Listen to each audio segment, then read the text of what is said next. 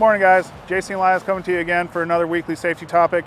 This one's going to be kind of one of my longer ones, but I want to get this message out to you guys. There is a new Ansi Standard that came out probably just over a year ago. A lot of people aren't familiar with it, but I really want to get you guys on board. And I'm going to be coming out to different sites and doing the actual training to get you guys new cards and everything, so we're all on the up and up.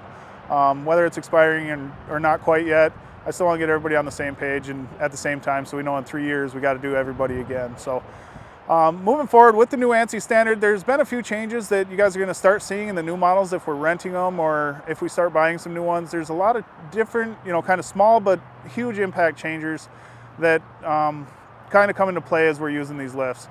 So first and foremost, with the new standard, some of the lingo has changed. They're no longer called aerial work platforms. Now they're mobile elevated work platforms, or MUPs for short. So if you hear them called MUPs in the future, like when you go to a dealer or you're looking to rent one, that's what they're talking about, is that new Ansi Standard. The mobile is being the big key factor because a mobile lift is different from just an aerial work platform. So they decided to separate that out.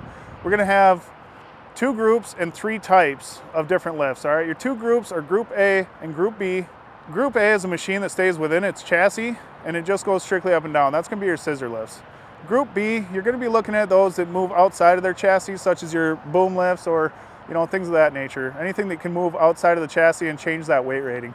Your different types, you're going to have type 1, 2, and 3. For your type 1 lifts, you're going to have, that's going to be the lifts that you can only move or relocate in the stowed position. That's going to be kind of your mobile or your manually pushed or pulled lifts like you see in a lot of warehouses and plants and things like that, where you have to lower it all the way down, get out of it, stow it, and then move it. Type 2 is going to be your lifts that can be driven, but only while from the cab of the machine, okay? So that's going to be more of your man baskets where it can only be operated and controlled from the ground. Type 3 is what we see most commonly in the field, and that's going to be your normal S or Z type boom lifts, where you can actually control and move the vehicle from the basket itself. Something else to keep in mind with this new standard, the supervisors have to be trained to the same level as the operators. Okay, they have to be familiar with the machines that you guys are using on site. So that's another big change that a lot of people weren't aware of. Moving on to that, you also need to make sure that you're incorporating a written rescue plan for if you're using boom lifts in the field.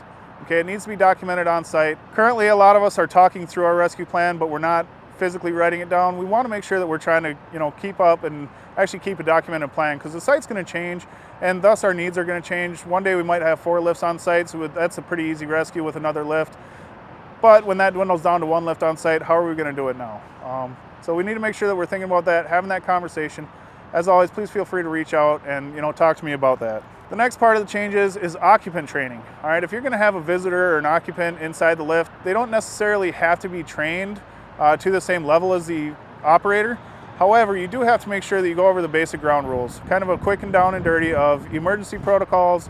If something should happen to the operator, they can at least have enough knowledge to get you back down to the ground with the operations of that control.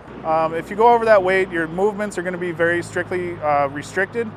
So sometimes if you notice your lift won't go up anymore, it won't go out a certain way that it should, that could be due to that weight sensor. So check your basket. Do you have too much weight? Do you need to offload something? You also need to be aware of the tilt sensors that are now being put into the chassis. So if that machine is sitting on 3 degrees side to side or 5 degrees front and back, or vice versa, each make and model is going to be different. So check your manufacturer's manual and see what that specific machine is, and then adjust your job site accordingly so you can make sure that you're always using that machine to its fullest capability. If you're in that basket and you notice it's not doing what it's supposed to, you need to check these conditions to make sure that everything's on the up and up and you're safely using that machine. An additional thing that you guys want to look for is, on the new ones coming out, is going to be this yellow cable going across the controls. That's in case you happen to get out of control, your hands will fly up and might break that cable, which will shut the engine down. Or in case of a crush situation where you get pushed down into it, it'll separate that and again shut the engine down, preventing you from being crushed.